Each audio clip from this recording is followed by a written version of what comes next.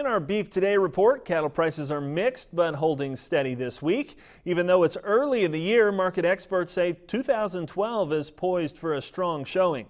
Daryl Peel with Oklahoma State University says 2012 could be one of the strongest ever for cattle markets. He says beef production is expected to be down about 4% this year. Cattle inventories are also expected to get smaller. After losing production cows to heavy culling in drought-stricken areas of the southern plains, Peel says if drought persists there again, it could be a repeat in 2012.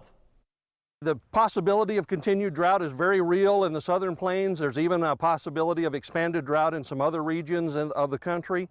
That would continue, obviously, to have impacts on the cattle industry, not only for the producers directly affected by that, but as we saw last year, the drought effects were more than enough to cause additional liquidation of cattle in that region that offset the expansion plans in other parts of the country.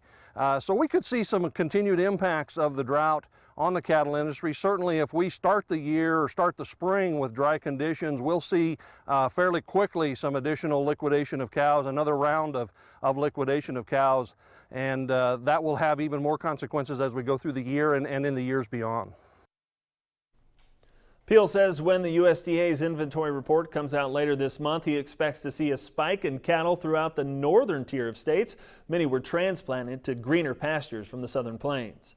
In other news from the beef industry, authorities in Fresno County, California are investigating what appears to be a case of arson against a major beef processing firm. And so far, it appears an animal activist group is to blame. The fire destroyed 14 cattle trucks at Harris Ranch in the San Joaquin Valley. And according to AgWeb, containers of accelerant with timers were placed beneath a row of the trucks. There were kerosene-soaked ropes to carry the fire to other trucks in the same feedlot. The ranch released a statement from CEO John Harris. Harris said, "I had suspected Animal Liberation Front may have been involved, and now they are in fact claiming responsibility for it. They are clearly a terrorist group intent on stopping American agriculture from producing the world's safest food supply." We visited the Harris Ranch in 2010 as part of Leave a Legacy TV show. Harris Farms has been under continuous family operation since 1937. It's one of the largest beef ranches in California. Harris says the attack has not at all impacted our company's operations and has only reinforced the company's commitment to produce high-quality beef.